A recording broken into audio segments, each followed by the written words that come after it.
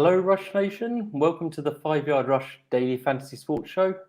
I'm Mark Ferguson, and tonight we're going to be talking all things NFL on FanTeam. We'll be talking about our season-long teams, our exclusive 5 Yard Rush contest, and wait for it, €14,000 Sunday Red Zone Monster Contest. €14,000, the biggest of the season so far. Ooh. Joining me after being so cruelly eliminated from Strictly on Sunday is Nick Owen. At Nick of Wigan. How's it going, Nick? Are you trying to forget last week as much as me? Well, it's going good. I've got a nice free schedule now, which is why I've been able to come back for, I think, a third week in a row. No, but last week I think I had some small returns, but nothing to shout home about. Break even kind of returns. Season long took a little bit of a hit. I'm sure we'll come to that as we work through.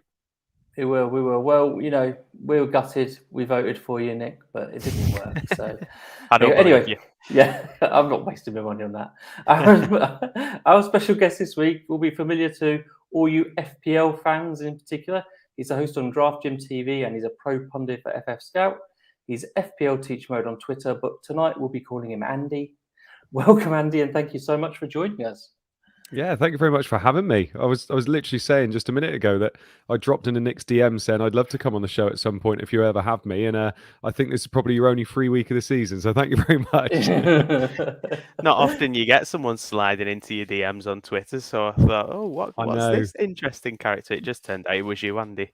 Usually I'm sliding with proposing other things, aren't I? But I thought we go for keep it that PG for the show. Yeah, so that's for the after hours show, isn't it? I've got two quick questions for you, Andy, though, before we get going. Yep. So where does the name Teach Mode come from?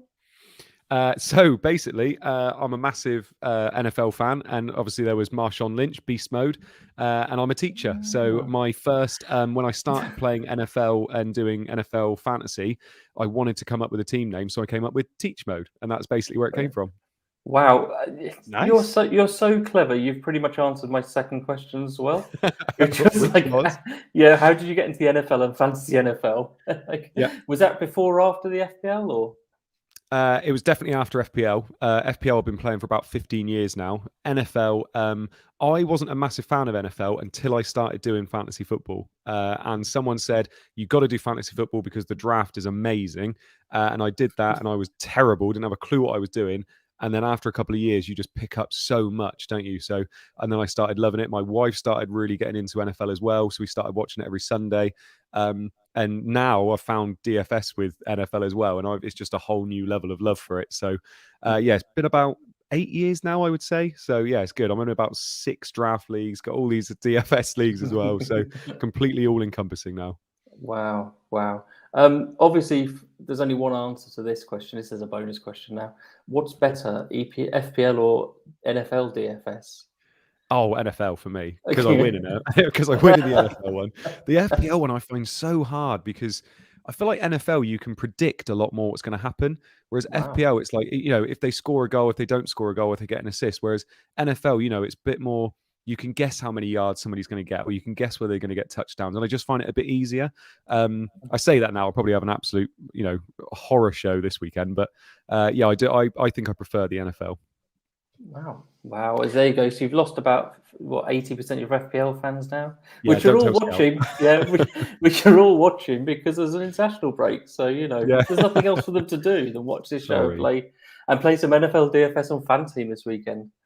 Anyway, talking of which, God, I didn't even write this bit either. That is a really nice segue into our exclusive 5-Yard Rush free roll, Nick, that we've got this week. Yes. Yeah. Back again for another week. We are too kind to you, listeners. We are way too kind. So it's exactly the same as last week, but just in case you're not one of the 1,100 people who played it last week, here are the details. It's a £300 guaranteed prize pool. It's £100 for first place. It's free to enter, and not only is it free to enter, you can enter 4 entries for free. So which I really think is a bit of a game changer for a free roll. It involves all the games on Sunday. I think it's 11 of them. It's the 6 p.m. and the 9 p.m. kickoffs. So it's an all-evening sweat whilst you're watching Redzone. And Nick, how did you get on last week's? Not very well on last week's, to be honest. I think my best rank on last week's was 100 plus. I wasn't really close, but interestingly, the person that won actually had 4 of the same lineup, and that is always the thing with these kind of contests is if you do win, if you're going to multi-enter the same lineup, you're going to clean up. So the guy that won, I think the username was Kakach or Kakash. So he entered 4 of the same team, which I think we'd all probably be in agreement here that if that was to happen every week, you'd be quite happy that people enter 4 of the same team, because you enter 4 different lineups, you've got 4 different chances of winning, you're covering more bases, you've got more exposure. It just so happens last week the team he entered was the one to enter. That's the one that won the contest, so he cleaned up the top 4 prize places. So well done, Kakash, on that. It's by the way, if you're a new listener, it's definitely suboptimal to play 4 of the same lineup in NFL. 100% suboptimal.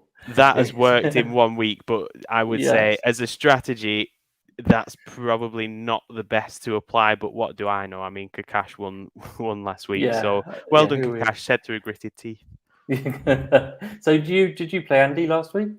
I did, yeah. And actually, I don't know how this happened, but the entry that I put into the main monster that I did really well on in the red zone one, I didn't put into your free one, so I was a bit annoyed about that. But I didn't do very well. I didn't have nothing cashed really, but it was good though. I put all 4 in. Yeah, I was I think in the third quarter I was in the top 100 in our contest. I was definitely in the money. But by the end, I kept dropping and dropping. I can't remember why particularly, but I gave up looking after a while. That's what it is with DFS. Once you know you're on a bad run, you try not to look again, do you? It's like anyway. So keep an eye for that. As I say, 4 you can enter 4 lineups, and we're going to tonight, after you look at season long, we're going to pick a lineup here, and hopefully that'll help you with yours and stuff. So we've got an article coming out on 5 Yard Rush tomorrow as well. Some top plays. Again, that's been written by Murph. So time to finally start talking some fantasy. So usual formats. We'll do a few minutes talking about our season-long teams. Then we're going to build a lineup together for this week's monsters. Nick, do you want to share yours? Should we start with you? Yeah. So last week, my season-long took a little bit of a hit. So I'd actually got it into quite a nice position. I was in the cash spaces. I think it might still be cashing just, and actually I only lost a few places, I think, on this team last week. But the unfortunate thing was Kyler Murray he didn't play. I think if Kyler Murray played last week, I think I'm having a good week and climbing up the ranks a little bit more, because actually one of the players that I would have liked to have transferred out last week was Tim Patrick. I kept him in for another week, and he, considering his price, he didn't have a bad week anyway, output-wise.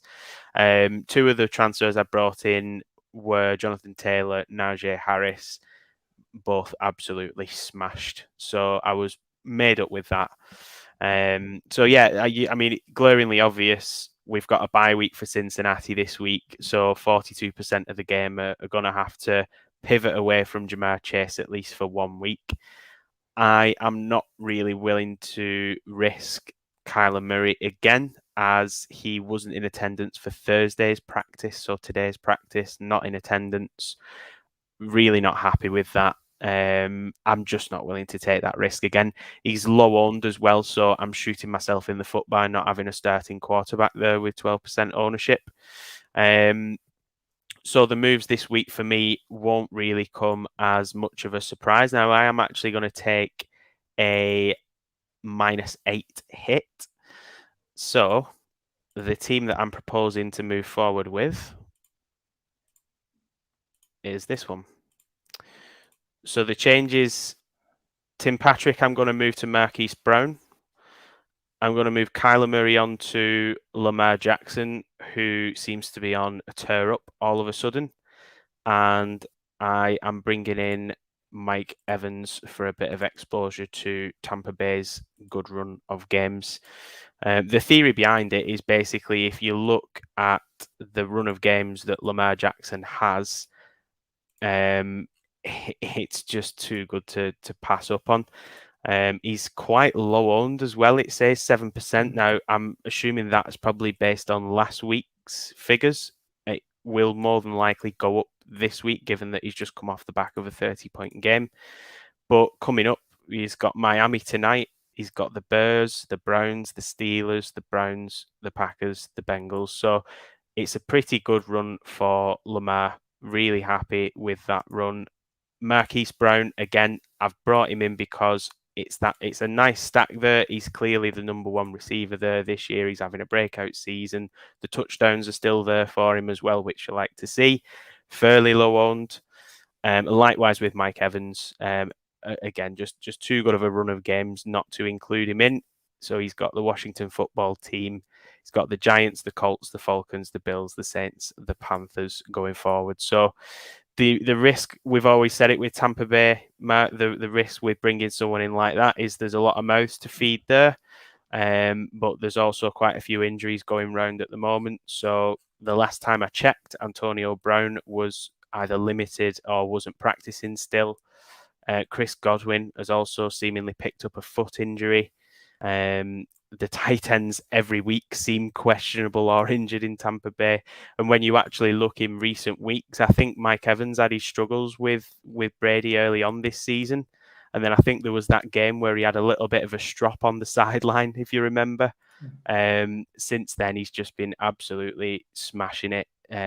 2 touchdowns week 5, 3 in week 7, 1 in week 8. And seems to be getting the targets again, especially when other receivers are out. So yeah, I need a little bit of exposure there. I did think about actually going Brady at quarterback over Jackson, but I think Jackson's just hit another gear all of a sudden. That team looks so strong right now. I can't believe that's not going to end up in the money. In terms of ownership, last week I noticed, I mentioned this on the chat as well, 16%. Derrick Henry has still owned 16% last week, and he's just started higher. So even if you're not in the money, it shows you at least 16% people probably aren't trying anymore. Yeah. So I think it's worth trying, continuing. Yeah. So yeah, that's a really strong team that you got there. And Taylor and Harris together at the moment, my gosh, what a combination. I brought both of those in last week, but the run of games that they have, it's too good not to have them both in. Let's not do too much analysis on them there now, though, because I think we're going to talk about them quite a lot. I've no doubt we will. In the next section. So I shall put Andy's on the screen. Where is it? Lovely. Season long. Here we go. So you weren't exactly very positive about your team this year so far, Andy. No, well, I have not done very well this year in season long. I know why. It's because I tried to go too clever too quick, rather than getting in some of those players that actually a lot of people went for, and I tried to go too clever. And I've been trying to make up for that. So I'm about 700th at the moment, which just isn't very good. I'm almost not thinking about it too much, but I have made my moves. And funnily enough, they're very, very similar to Nick. So Chase has gone and Evans has come in. Exactly the same reasons. I think I was liking him with Antonio Brown out anyway, and obviously Gronk's kind of in and out, and the targets do seem to be going to Mike Evans a lot at the moment. And with Godwin potentially out as well. I mean, there's not many more people that Brady's going to be aiming at. So that fixture against Washington football team looks absolutely prime for the taking. So Evans is in for me, and he's going to be pretty much in most of my entries this weekend, I would have thought as well. And then the other move I have done, I've taken Aaron Jones out and I've brought in Taylor. And I'm saving the other transfer. So Connor, I think, is absolutely fine. I'm actually quite happy with Connor. He had a mad week last week, and he was being very touchdown dependent because Edmonds seems to get a lot of the kind of yardage there. But obviously, he's now out, and I don't think Eno Benjamin's going to be coming in and doing an awful lot for the for the Cardinals. So I'm quite happy owning Connor. And Javonte Williams is just a bit of I just love him personally. So he's there because I feel like his fixtures for the next kind of 4 or 5 are lovely. And Broncos are a team that I'm quite high on moving forward. So I'm quite happy with the team most of the time. Williams is a real boom or bust player, and he's been a bit more bust than boom recently, but he's had some tough fixtures. But I think that changes from this week onwards. So I think he could have quite a good last couple of weeks, to be fair. So I'm fairly happy with the team. But it needs to do a lot to kind of bring me out of the mire at the moment. you have you've got the 1% dream team, James Conner, though. I mean, Conner, Nick, I don't, or either of you guys know this, but isn't he like RB8 or something in fantasy or something this year? Something don't know, to be ridiculous. fair. It's something ridiculously high. Yeah, he's actually, depending on the scoring, but PPR, which is obviously what this format is, he's ranked 11th in fantasy points in PPR, but actually in standard scoring, he's more like 6. Yeah. Yeah, so I just it's great that you've got him in there. It's so funny. So I was going to ask you, Andy. Obviously, you're a very experienced season-long sort of Premier League player. Did you try and use any of that sort of strategy or knowledge when you were NFL teams? Do you know what I did? And I don't think it helped me, actually. I was trying to do things like rolling transfers a bit. And actually, I don't think it was a worthwhile exercise doing that, because with all the buys and things like that, I just wasn't looking at it enough. And I was playing it too much like FPL and playing it too much like Premier League. And obviously, it's a very, very different season. And in terms of attacking fixtures, I feel like you need to do it an awful lot more in NFL, and you do need to make those transfers and try and get those players in when they have a tasty fixture. And I just missed out on way too many points. There were players that I knew would do well, but I didn't bring in because I wanted to try and be conservative, and it's just not the way to do it. In a 38-week season, you can be conservative in stretches, whereas in a 17-week season, you've got to attack every week. And if I was doing this next year, that is what I would change. I'd be far more aggressive. Nick above me is doing a -8 this week, and I'm rolling transfers some weeks. So I think that's definitely what I've done wrong. Sorry, Nick. I was just going to say, one of the things as a takeaway that I feel like I've learned this season that I would do next season, we said early on, Mark, that we don't think stacking's really that important in this compared to what it is in weekly contests. But I think if you stack the right team, it's really effective. I think if you'd early doors had Matt Stafford quarterback, Cooper Kupp wide receiver, you'd have been laughing really for a good 5 or 6 weeks. Yeah, it's interesting, as we've always said, Nick, on pretty much every show we've talked about season long, is we're all learning it this year, aren't we? Really, and I think come next year we'll have a little bit of an idea. I mean, we were pretty certain we were going to be playing 4 wide receivers every week, and I found my best teams have had 3 running backs. So, we've been such amazing value as well, though, at running back, hasn't there? We've had so many running back injuries, and stuff. I didn't think James Conner would be coming in and doing so well for me. Which you always find that, though. To be fair, we've always said that, Mark, haven't we? You always get that. There's always something that emerges at running back, either due to injury or. Patterson, someone just takes the backfield reins. Crazy. So I think the thing I learned from that was, and Cordell was a great example. Obviously, nobody picked him week 1. I mean, anybody who says they were clearly mad, because there's no reason to pick him at all. But I jumped on him straight away on week 2 in my best teams, as my teams turned out to be the best.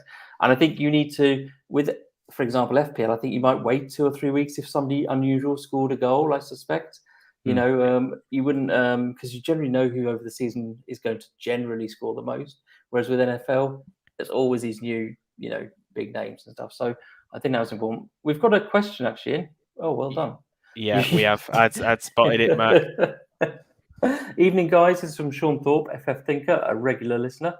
Evening, guys. What are your thoughts on taking a -8 for a DST, especially if you currently have the Bears on a bye? Let me get to the end of the question, Nick. No. Do not do it, Sean.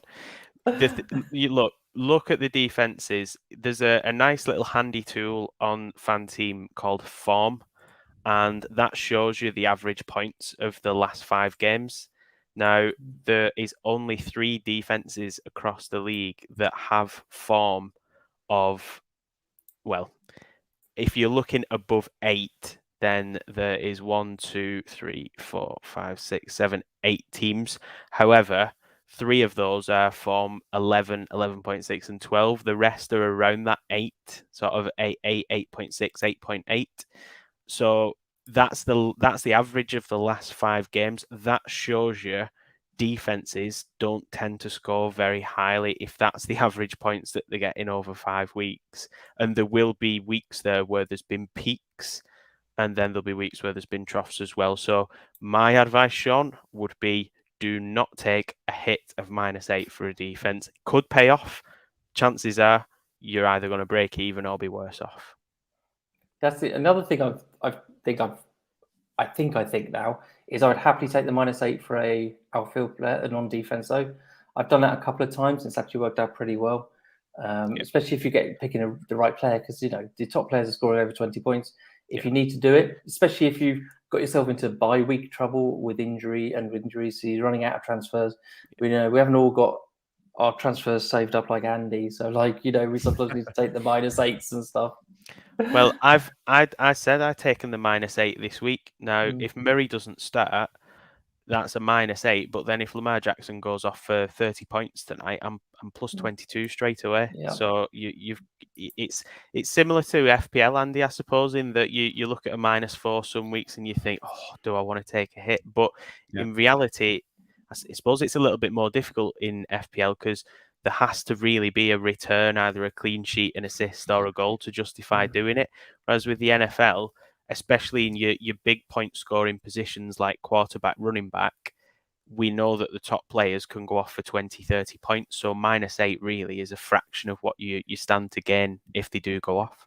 Yeah, and to be fair, there is an argument to be said that maybe you could get a D in this week for a hit that has got good fixtures now for the last couple of weeks. Like someone like the Seahawks, for instance, have got okay fixtures, but I'm just looking at it and thinking there's not really any defense in this league anymore that I like that much. If that makes sense. I look at it and think, it used to be the Ravens defense was incredible every year, and and it's not really happening this year. So I don't think there's a defense that I trust enough to warrant taking that hit. If there was a D we know that makes big plays every week, then it might be a bit different. But I don't think we're in that space at the moment. Yeah. Not the Patriots from a couple of years ago or whatever would be one you'd think about. But league winners, yeah, exactly. But that's about it. Wildcard planning is vital in my opinion. That came from Dan Jones. Most people have probably used it now, haven't they? I suppose. Yeah, we've approached it different. I mean, we've got multiple teams. I've definitely got one of my teams still got my wild card. But at the moment, what's really weird is unless something drastic happens, I don't see how I'm going to use that wild card. Yeah, I wanted to go in. I wanted to save the wild card for the last week because that's when a lot of players get rested. And I was hoping to maybe use that wild card in that last week and then hope that you can get a whole team in of subpar players that are going to come in and play because obviously they're resting people for the playoffs. But I've used my wild cards; they're long gone. I suppose with the last weeks, there's going to be teams that are either chasing wildcard places, or there's no guarantee of home field advantage week one of the playoffs, or they're looking for a divisional title. So there's always going to be, there's definitely going to be teams that have nothing to play for, but there's definitely still teams you can target between the end of the buys and the end of the season. Get those players in for your last week. But I think with the wild card, certainly a lot of people have probably used it now because we've had the price rise as well with the players. So I've no doubt there's people, I think Rich, Dynasty Island, used his to capitalise on some of the players like Cordarrelle Patterson, who we knew his price was going to rise. Bring him in, you've got him in your squad. If you don't want to keep him, then you're a wild card. You can move him out, but you've got that value back in your team. Yeah. So we've got comments coming all over the place. Patriots is getting hot boys from Jack. Friend was on last week, Jack. I don't think it's getting hot enough to take a -8 though, personally. And here you go, back from Dan again. I have one where I'm wildcarding in a 3 Rams after their bye, which is next week. So yeah, I mean, I think we're going to find at the end of this there wasn't one way to do this, as it were. There wasn't a way to play. Like I see on FPL, I'm not a very experienced FPL player, as in I played it like when it came out. I'm that old, but I haven't played it very much recently, for example, Andy. But it seems to me like it's very almost templated when you use your wild cards, etc. in FPL. It appears to be. And I don't think that's going to be the case with NFL at the end of the season. I think we're going to look at it and say there was multiple ways you could have done this. I think you could have used it in week 2 and been successful, It's strange. I think you hit the nail on the head earlier when you said that this has been a learning year for an awful lot of us. And I think we're looking at it and thinking, actually, we didn't know how a lot of this was going to play out. It's been a weird year as well because of injuries. Like there's been an awful lot of injuries, and trying to just keep track of everything as it's going, it's been quite tricky. But yeah, I think there is a bit of a template, obviously, that most people have gone for. So if you're wildcarding now, I think I'm struggling to see what advantage you'd have wildcarding now. So I think wildcarding early is probably the best thing to do. See the patterns, get them in there quickly, get your price rises there as well, and then just see if you can make the most of those price rises later on, because then you can get those big players in when they start hitting later on. But yeah, I'd completely agree. I think this has been a bit of a learning year. So we've completely overrun this section by about 10 minutes now. So I'm probably not going to. I won't show you my team. I'll just quickly tell you. I too am bringing in Mike Evans, and I've also brought in the Tennessee Titans defense because I had the Bengals defense. My pod team's actually dropped down by about 100 spaces last week, but I've got one of the top 100 and another one about 135. So yeah, all very different teams, all showing different ways you can do it. So we better try and get back on track here, because what we're really here is talk about our Week 10 teams. But before that, Nick, it's your moment to shine. Oh, here we go. Lawnmower 4.0. Zzz. Support for all 5-yard rush daily fantasy sport shows and all 5-yard rush shows for that matter is brought to you by Manscaped, the best in men's below the waist grooming. Andy, you got yourself a Lawnmower 4.0? No, you're selling it to me though. I want one now. Here we go. Well, you can have mine, Andy. Used. Lovely. It is not used. It is not used, Andy. Mark's definitely isn't. Stop saying it like you know, Nick. Manscaped offers precision engineered tools for those all important family jewels. So they recently launched their 4th generation trimmer. You will see that on the screen for anyone that is watching the Lawnmower 4.0. That is all across Europe. Many, many great features with this trimmer. What I would advise you do is get yourself over to manscaped.com. At the checkout, use the code 5yard. That will grant you 20% off and free worldwide shipping. So that is code 5yard, and that is at manscaped.com. Don't miss out on this opportunity. Join over 2 million men worldwide who already trust Manscaped. Great stuff. So I think now we're going to go and build our lineup together. So what I'm going to do is I'm going to get FanTeam on the page. Yep, good, great. You can see that. So just in case this is your first time entering one of these contests, so you're not sure exactly where to find the 5-yard rush contest, on the games tab, you have these filters down the left, and there's one for football, which got the little American football sign next to it. Lots of contests on there at the moment, including tonight. There's some showdown games, which are great fun. Lots of prizes on offer there. They've actually started doing the step satellites for the World Championship of Fantasy Football. So if you're feeling confident and stuff, there's loads of things to enter there. I would just want to mention that Jack Humphrey, friend of the show, has his matchups are out for this evening's Dolphins-Ravens game. So go and check out his Twitter at Jack Humphrey KM, and you'll find the link there. Fantastic spreadsheet that Jack's been putting together as well. Yeah. He just annoys me because he keeps doing well. Anyway, so here we've got our exclusive 5-yard rush contest. Let's go in there and let's build a team, guys. So let's start up with quarterback now. Josh Allen, surprisingly, is a lot more expensive than everybody else. And I say surprisingly, not because of talent or anything, but because of the egg he laid last week against the Jags. Are either of you guys interested in him? Me personally, no. I tend to stay away from the most expensive quarterbacks each week because they have to be the best quarterback if you select them. And he's been really boom or bust this year. Like genuinely, he really has. And I don't feel like he's the kind of player I want to pick in a DFS because he's either going to win you the week or he's going to lose you the week. So I haven't been putting him into my entries this week just because I would rather use the money elsewhere. Yeah. Nick, can you talk me out of playing Tom Brady in every single lineup this week? Because he's got such a good matchup. He has, and I can't really. With that said, Josh Allen, super expensive at 23.9, but for good reason, really, I think, this week, because when you actually break it down, we always say that the Bills' best running back is Josh Allen. and the New York Jets are absolutely atrocious against running backs. In the last 3 weeks alone, they've conceded 8 touchdowns to running backs, and they're the highest on the season as well with 14. So I actually, yes, he's expensive at 23.9. However, I hope that puts some people off because I think I will have some exposure to Josh Allen this week. Tom Brady, though, yeah, I'm with you there, Mark, and he's a nice stack as well with Mike Evans, who we've all brought in seemingly on our season-long teams this week. Yeah. Anybody else you like up here, Andy, at the top of the quarterbacks? Really like Herbert this week. I think Herbert could do well this week. I've said it already. I think Keenan Allen's obviously having an okay season. I think Mike Williams is boom or bust, but I feel like this Vikings defense could be a bit susceptible to Williams this week. And I feel like they only need to connect with one massively long touchdown, and all of a sudden the points come flooding in. I love Herbert this year anyway. You know, he can have absolutely massive weeks. So he's somebody that I'm definitely having a look at.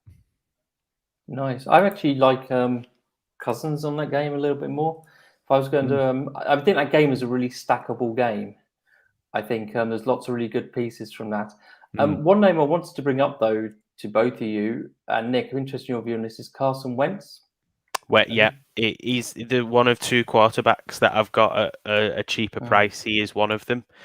Yeah, I mean, he's playing the Jags. They're not actually the Jags. When you look at them, they're not an awful defense against, like, across the board against some of the positions. That said, Carson Wentz is putting together quite a nice little season. So yeah, I like him at the price. I also like a little bit further down Ryan Tannehill at 17.7. Saints D, on paper, it looks good, but then when you break it down a little bit more, especially in more recent weeks, I think a lot of what makes the Saints D look good stats-wise is that they were pretty good early season, but in the last few weeks, they've allowed the 4th most yards to this position and the 2nd most touchdowns to quarterbacks as well. We know that Derrick Henry's injured. Is it likely to provoke Tannehill into throwing a little bit more? This could be a close game if the Saints D does turn up. So, you know, AJ Brown, Julio Jones is due a big game. He's been pretty disappointing by his standards, but he's due a big game and he's pretty cheap this week as well. So I like Wentz, but I do like Tannehill as well. Interesting Carson Wentz stat. In the last 4 weeks, he's got the highest average attempted air yards per game amongst anybody. So, which is just really surprising to me. So I think he's good. The other thing, you like Tannehill. I think. What about Matt Ryan? Andy, you got any interest in Matt Ryan at that price? Because he's been doing pretty well recently, hasn't he?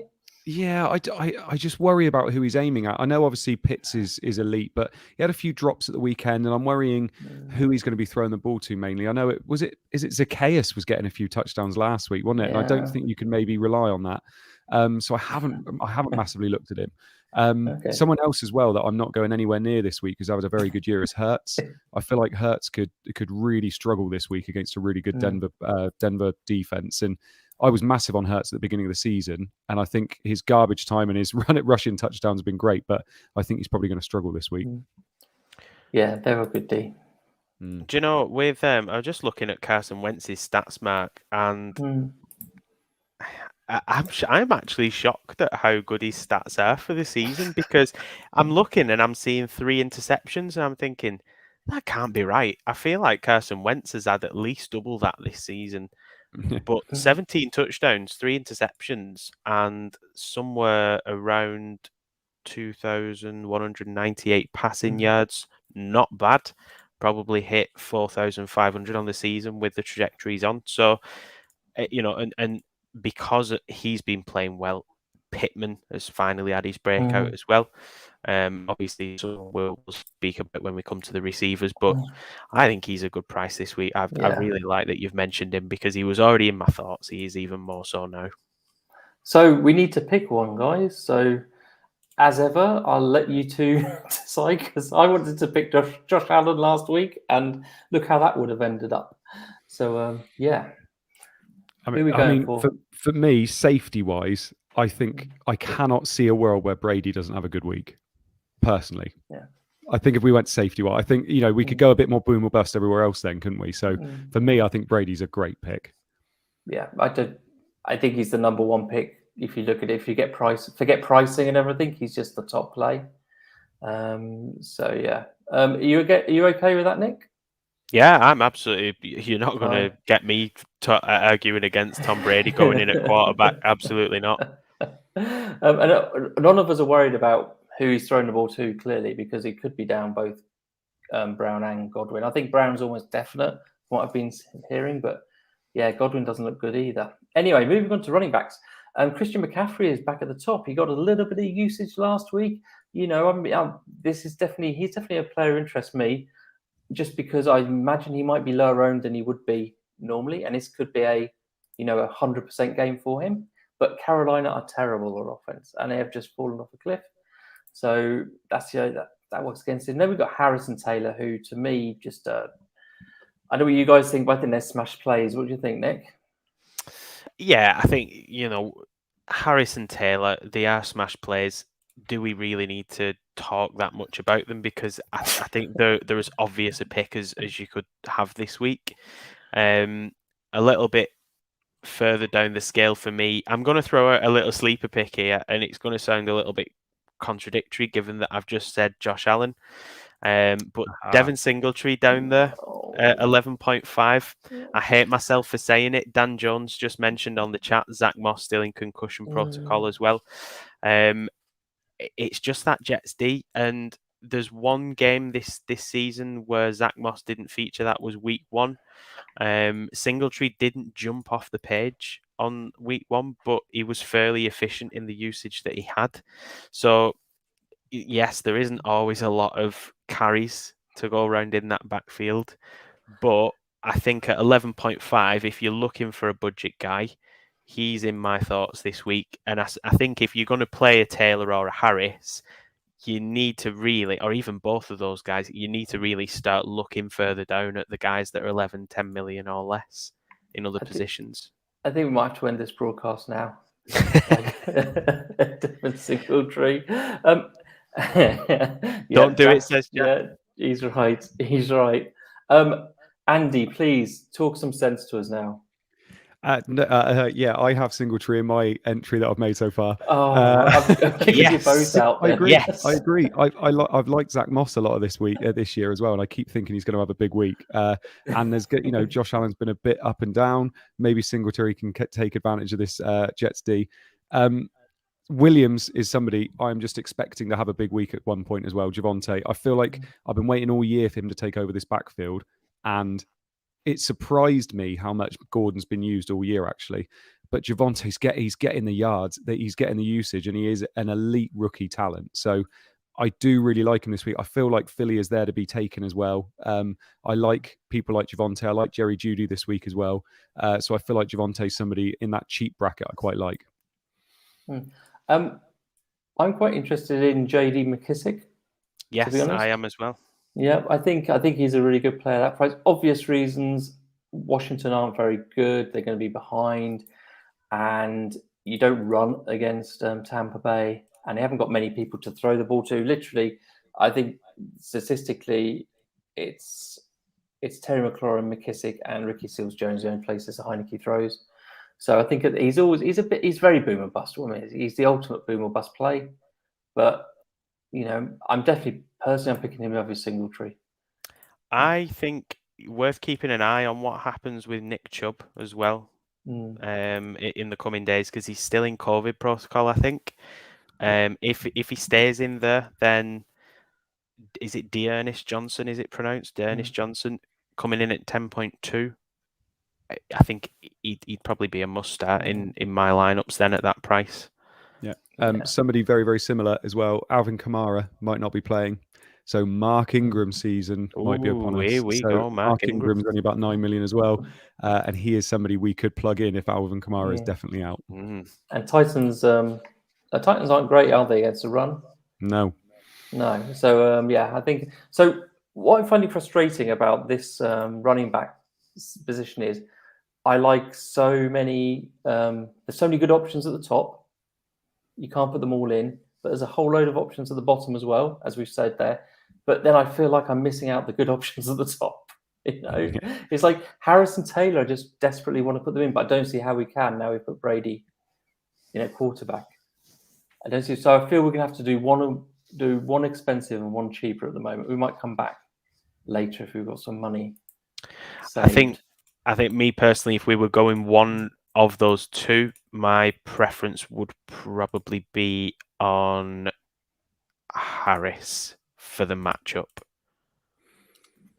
What do you think, Andy? Should we put Harris in, or are you a Taylor man? Or I was going to go Taylor, but to be honest, I had Brady, didn't I? So we'll give him Harris. Let's give him Harris. We might need to go down to Taylor if we're 0.4 short, and then I think we do have to pick one of these cheaper running backs. Now, sadly, you two have both gone for Singletary, haven't you? Yeah. I think you've been outvoted there, Mark. So Singletary has to go in, I think. Okay, fine. Let's move on quickly to the wide receivers. This is usually the most interesting position, and it's the one where we can save some money.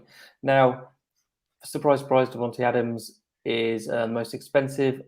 Aaron Rodgers is due to be back on Saturday. I think he can't train still, but he's got to do his tests. He can come back on Saturday, I think, if he passes his 2 negative tests. So Stefan Diggs is still second price as well, and I feel like he just disappoints week after week at that sort of price, don't you guys? Yeah, I agree. He's disappointing this season. He's just steady. He's just ticking over each week, isn't he? But the scores he's giving you just aren't what you expect from his price. Yeah. I mean, we all like Mike Evans. We've talked about that. A name I'd like to just throw into the mix here to talk about is Deontay Johnson. Mm-hmm. The Steelers look to be... So again, the Steelers has got a very concentrated sort of passing tree. It's Johnson, it's Freiermouth at the moment, and then Najee Harris is kind of it. What with Claypool being injured, and looks like he's potentially out at the weekend. So I think he'd be pretty low owned as well, Deontay Johnson. Yeah, really like him. Yeah. Okay. Good. That's good. I haven't chosen somebody. You're all being really quiet, so I was worried it's going to be another one of my odd picks. What about you, Andy? Who do you like? You've mentioned him already. I really like Pittman. I feel like Pittman's having a year. I feel like he is really starting to emerge now. We've already mentioned Carson Wentz. That Jags team is just, it is what we probably expected them to be this year. And I mean, you look at his scores the last 3 weeks, he's averaging 23 points a week. And I don't see that not continuing. So I feel like he's a really good, for his price as well. I really like him. Yeah, I was surprised where he is priced where he was. I really was. What about you, Nick? Yeah, I mean, I mentioned. I think if you're gonna go with someone like Tannehill, I think naturally you've got to start AJ Brown again this week. Julio Jones, I think, is priced reasonably well. If fit, I really like Keenan Allen this week. His targets have shot up. So 24 targets he's had in the last 2 weeks. Could be a shootout that against the Vikings as well. It seems like every game they're in is 24, 26 plus points close, as we saw last week. In the last 3 weeks, they've given up 501 yards to wide receivers as well. So I think it's a good matchup. I would just say keep an eye on him because he is listed on the injury report at the moment.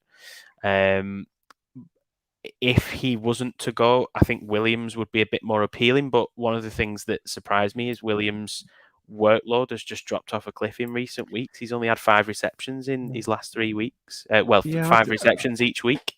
I think the matchups have been tough though.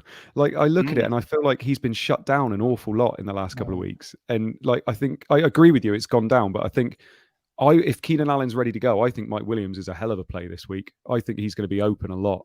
And I think Eagles struggle against slot receivers as well. So I really like Mike Williams this week. Yeah, I think I was listening to a pod earlier today and there was some stats on it.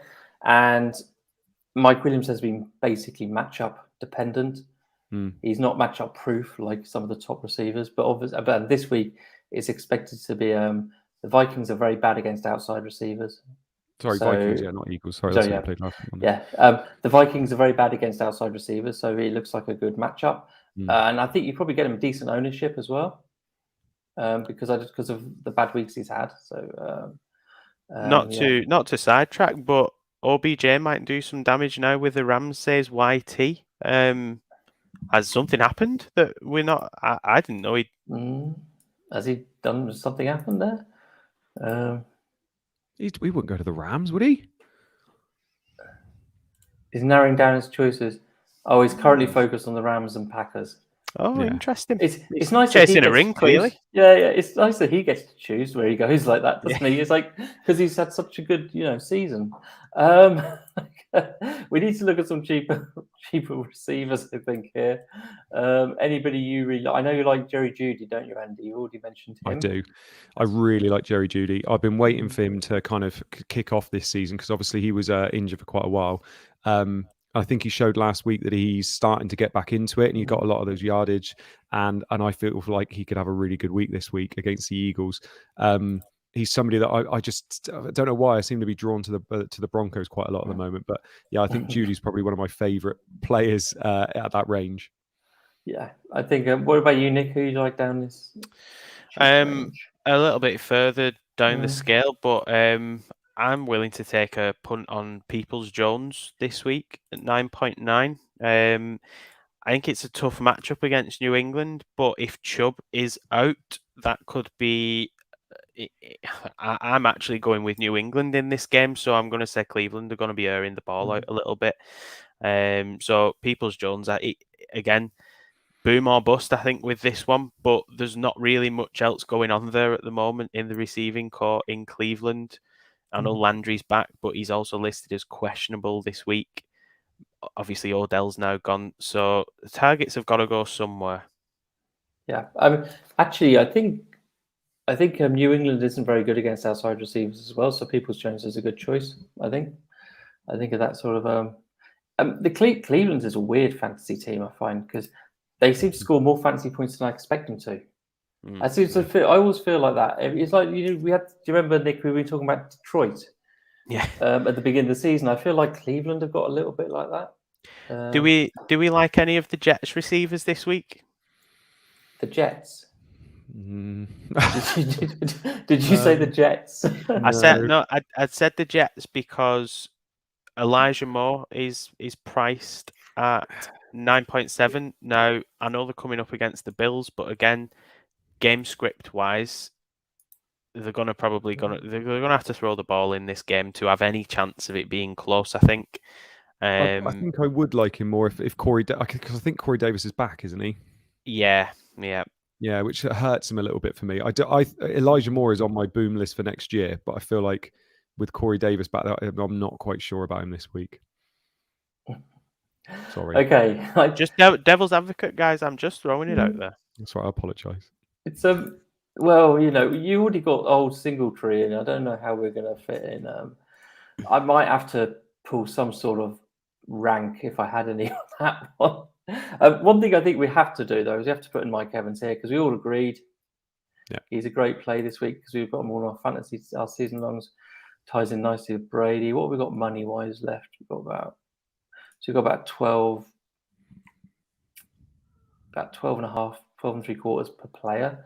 So we need to go cheap. Now, we've already had mention on chat Tyler Johnson of Tampa Bay. Now, I'm assuming this is a play if Godwin doesn't go. I don't know how cheap he is. Tyler Johnson, there you go, 6 million.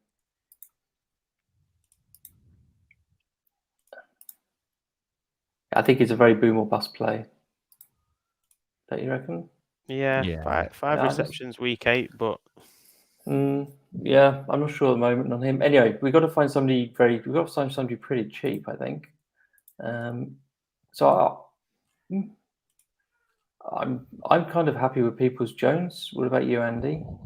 Yeah, go for it. Go on. You only good doing it? Yeah, let's do it. Let's see what we come up with here. We're not worrying about creating stacking particularly or anything or run backs and stuff with this team. So save ourselves a little bit of money. I think. Should we go to tight end and come back so we see how much money we've got? Yeah, because I don't know how you approach tight end, Andy, but we usually try and go a little bit cheaper there and a little bit cheaper at defense as well. So we'll see what I we're left usually with. go the kind of medium tier with tight end. I like having someone I feel like could do something for me, but they don't ever tend to really go off, do they? No, it's been a funny year, and also all the so-called big tight ends aren't on this slate. So we've got Kyle Pitts at the top there, who is an actually pretty nice matchup. Then TJ Hawkinson, who is just a waste of money, and then Dalton Schultz and Goddard, who just gets missed because his quarterback misses him in the end zone, wide open. Who do you like here, Nick? There's one name. Well, there's two names that are jumping out at me this week. Noah Fant is one, especially if I'm going to do his name no justice here whatsoever, but especially if Albert Okwegbenrelam, whatever. There's a reason they call him Albert O. Albert O, yeah. There's a reason they do that. So if he isn't a go, then I think Noah Fant is a nice play this week. Eagles are the worst defense in the NFL against the position. 8 touchdowns allowed, ranks 32nd. 597 yards, ranked 31st. So yeah, Noah Fant I think is a good play. The other name that's jumping out at me, a little bit cheaper, if you want to save a little bit more money, is actually Dan Arnold of the Jags. Dan Arnold is a weird one because he's basically a wide receiver playing tight end in most fantasy formats. Actually, before this season, he was listed as a wide receiver / tight end, so you could actually play him in 2 different positions. The Colts, they're not an amazing defense against tight ends, but they're not awful. 2 touchdowns in the last 3 weeks. They've given up 6 on the season, but they're really poor against wide receivers, the Colts. So I think it's my thoughts is that, Jacksonville are going to be throwing the ball in this game. So I think Dan Arnold, the receivers are a little bit muddled there. It's like dirty water. One week you've got Marvin Jones, one week Chenault has a game. Agnew obviously is there. But there's nothing that leaps off the page on the receivers where you could say, oh, yeah, that's a true number one. And they brought Dan Arnold in, obviously, to be a big part of the offense. So I like his price this week. And I never thought I'd actually mention Dan Arnold on a DFS slate. But here we are in week 10. Okay, Andy, who do you like then as well? Funnily enough, Dan Arnold was somebody I was going to mention. So Nick's done that for me. Have we been swapping notes, Andy? Have you been peeking? Shall I just put Dan Arnold in now? Shall I? The other player I was going to mention actually was somebody that actually popped off massively last week was Freiermuth. I feel like he's somebody that has started to show in his rookie season that he could be used quite well. Obviously, we worry about Big Ben's arm, but obviously with Freiermuth there, maybe he's somebody he aims at when he's in the end zone. And he's had a good last 3 weeks as well. So he is somebody that I'm quite liking this week against the Lions, who the Lions do like capitulating against a lot of teams at the moment. So he is somebody that I'm looking at particularly as well. Yeah, if we're going to like Deontay Johnson, then we've kind of got to like Freiermuth as well, haven't we? Yeah. I think Tyler Conklin could be an interesting. Last week he was I think he ended up as the chalk, and he didn't do great. But I feel this week in that game, I think you could just stack that game. The Vikings Chargers game pretty. Feel pretty happy with it. I think he could be a piece of that as well. There any love for Ricky Seals-Jones further down the list? Logan Thomas might be back this week. So okay. So actually, Logan Thomas, I'm trying to find him. It's not on this list as available, is he? But he could well be back. Do you think it's possible that you play 2 tight end sets if that is the case? He's actually more expensive than Ricky Seals-Jones. So, yeah. When do we play 2 tight ends, Nick? Well, you don't, but we're talking Washington here, yeah. I think if Thomas doesn't actually play, then I think Ricky Seals-Jones actually is really good, isn't he? Because that's how you attack Tampa Bay is through the air. They've had a bye week as well to prepare for them, which means they'll probably only lose by 20 points as opposed to losing by 30. But I can kind of see the writing on the wall here. I can see it's Dan Arnold. I just think that's what we're going to end up with, isn't it? Yeah. God, Yeah, this team. throw him in. It's Throw him in. Donovan Let's see what we're left with. Yeah, Single with Peoples Jones. By the way, Jack Humphrey clearly doesn't like our Peoples Jones pick. But that's the beauty of DFS. If everything was, as predictable as stats and stuff from previous weeks, then, we'd all be winning, wouldn't we? I think that's actually, is that not in our favour? I think that stat what he's thrown up. I think the Patriots, I think he's saying are ranked 31st in the last 4 weeks against wide receivers. So that I read it as in they were the second best against. Yeah. Against well, in the last 5 weeks they've been ranked at 11. So the Okay. as in 11th worst for that matter. So I don't reckon that 1 week would have boosted them that far up the rankings. But I could be wrong. Anyway, we can't work if Jack agrees or disagrees, but anyway, it doesn't matter. Let's move on. That's in your favour, Seth. There you go. There we go. Oh, okay, it's in our favour. Okay, thank you. I've got to warn you, boys. I've got about 2 minutes left because I've got a screaming baby upset. So I'm so sorry. I've got to go in 2 minutes. So I reckon we can get a D in there. Okay, let's just do very, very quickly a D, a very cheap D. Who should we put in? Doesn't really matter, does it? This price. Shall I put in? Who do you reckon? Cheap, quickly. Oh, so you go cheap. I was going for the Steelers. That's who I like. I like going for a big D. We've got money for D. We do. We've got 34. We've got 34 and a half. So we've got to spend about 7. So we can spend 2 17s on. So I think we liked Deontay Johnson, didn't we? Yeah. And then we liked. Who else are we going to go with? Pittman. Yep. That is a pretty. And then actually, if you don't, that's all fine. I think we've done pretty well then. So that's not a bad team. That's not a bad team at all, is it? There you go. Easy. Okay, Andy. So we probably have to say goodbye to you before we finish. Yeah, sorry. That's all right. At least you got the team, mate. Quickly before you go, let everybody know where they can find you and all your content, etc. Yeah, so I'm Andy, FPL Teach Mode on Twitter. You can find me on Fantasy Football Scout, Draft Gym. I also do streams for as well, and just out and about and everywhere. Really, I'm a bit of a laze about. I'll go everywhere. So, thank you very much for having me, though, guys. No, thank you so much for joining. Sorry, we talked so much about season long. That's all right. No, thank you very much for having me. That's all right. Great. Okay, so Nick, we need to now finish off. So there's our team. You happy with those last 2 choices of Johnson and Pittman? Yeah, I mean, I like Pittman anyway. We mentioned him earlier on. Deontay Johnson, can't argue with that, to be fair. The only thing I probably would have done defense-wise is I'd have maybe gone a little bit cheaper. I actually like the Titans D this week. Scary what they did against the Rams, to be honest, last week. But the Titans, and it goes against one of our picks, really, but the New England defense has been really good in recent weeks, turnovers-wise. So I think they're priced fairly well at 8 million as well. But if we've got the funds there, we've got the budget, then we can afford to go a little bit more expensive and go with the Steelers. We could pay for the Bills as well. Yeah, and I don't think.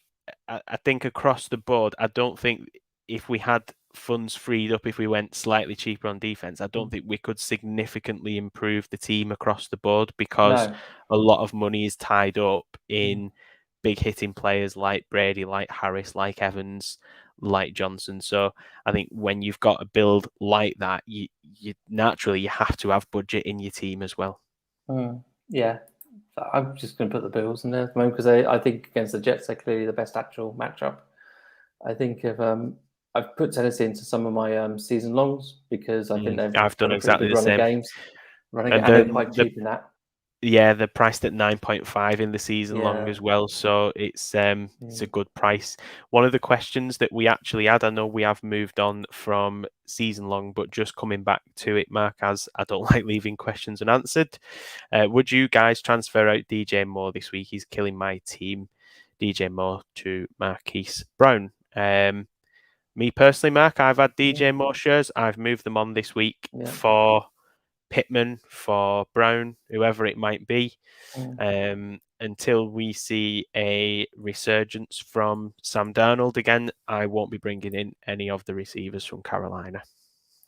Yeah, I completely agree that offense. I mean, how bad things have got, they're bringing in Cam Newton. So, like it's 2015 or whenever it was that he was there yeah, as the MVP. Whenever. yeah. So I would completely kick him out, DJ Moore. I doesn't mean I still believe he's going to have a few weeks where he, smashes. I really do, because he's just that sort of player. You can give him the ball 5 yards from the line and he can make something big. But I think Marquis Brown has been great, hasn't he, fantasy wise? I mean, just absolutely fantastic. And what I like about him, he's not one of those big muscly receivers that keeps on the Instagram and all these sort of things and stuff. It's like he's tiny. Yeah, exactly. I just I think you got like an underdog. So our team for this week, and I want to come back to this point. I'll come back to a point about this in a minute, Nick. We've got Tom Brady, quarterback, got Harrison, Singletary, running back, Mike Evans, Peoples-Jones, Deontay Johnson, Pittman Jr. at wide receiver, Dan Arnold at tight end, and at defense, we've got Buffalo. Now, the reason what I wanted to say, just to discuss with you, was just quickly, that's not necessarily a classic tournament team, I would say. Not really much correlation there or all that, and probably you could stack Brady with more options and stuff. But looking at the contest on FanTeam, I think generally cash style lineups have been winning tournaments or doing well in them, playing it safe and not worrying too much about stacking and stuff and correlations. Yeah, I don't know if you've seen that or thought that at all, but yeah. I mean, I have, and like it's almost seems like sometimes, like you said, it's like playing it safe or being like chalky is frowned upon, but not so much, I suppose, on FanTeam at times when you look at some of the teams that have won in recent weeks. Like I'm looking at the winner of the Redzone last week. This might be it will be the lower entry based on the price pot that's going out here, but he had players like Marquis Brown, Justin Jefferson, Lamar Jackson, Nick Chubb, Alvin Kamara. Now, players like Chubb and Kamara would have been fairly well owned last week. Jackson was 27%, Brown was 31%. So there's not much. Yes, there's the stack there for Baltimore, but there's not much in terms of like, there's not like a lot of differential there. You look through the lineup, the receivers are made up of 4 different teams, the running backs, 2 obviously separate teams. The only stack there is Jackson and Brown. There isn't a massive amount of correlation throughout the team, like you said as well. So yeah, I've noticed that as well. Yeah, I think so. If you play on other sites and you're used to playing teams full of, basically correlations and stacks create variance. Because if they don't go off, then your whole team is you've lost a lot of points, a lot of positions and stuff. So it's just something to bear in mind. I think going forwards, I'll be playing a little bit more conservatively with my lineup and not worrying so much about ownership. I think I've been hurting myself worrying too much about ownership on FanTeam. Yeah, I think I think it's good to still throw in some guys like, I mean, just as an example, like Peoples-Jones this week, who could go off but might not seem like a really obvious choice. I think a lot of people will try and really spread the budget and get as many good players as it were, rather than looking at some absolute smash plays and then some players that potentially the high risk but high reward players as well. So yeah, I'm with you on that, Mark. I think when you look across your lineup, if you're thinking, I'm not sure whether to start Jonathan Taylor or Harris because they're probably going to be highly owned, just start them. They're going to score good points. That's ultimately what you need to win this contest. You need the points. If you don't own that player, and 40% of the field does, straight away you're behind 40% of the field. Yeah, it's definitely something I'm changing my tactic with. So yeah, great. So there you go. We've managed to do that. We got back on track as well, time-wise and stuff. Kind of helps when your guest. It kind of helps when your guest wants to disappear, though, like the 58-minute mark. So please remember to sign up for our exclusive free roll. 4 free entries, £300 prize pool. You can find it in the games lobby called Exclusive 5-Yard Rush Free Roll. I'm Mark Ferguson at _SMRF on Twitter. And Nick, have you got some final words of wisdom for us? I have. You find me on Twitter at Nick of Wigan. Always interacting with the community, especially leading up to Red Zone on Sundays. If you've not already joined FanTeam, get on there. If you've never deposited, do yourself a favour, enter the free roll, 5-yard rush free roll, 4 free entries, but deposit yourself some money and jump on the Red Zone monster this Sunday, because it's a massive pot. You don't want to miss out on it. And the different entry levels as well, Mark, just make it all that more appealing as well. If you're not a big stakes player, don't worry about it. There's the smaller entry fee, £1.68 in this day and age. Really, what can that buy you, Mark? £1.68. You can just about get a kind of Red Bull for that. But yeah, that's pretty much it for me, Mark. All I want to say in closing is a nice little sign off from me. Catches for sure, but touchdowns for Doe, I think, is my little sign off now going forward, and we'll throw up the little Manziel money signs there as well. Well, thank you very much for that. Good luck, everybody. Hopefully, I'll see you all at the top of the leaderboards.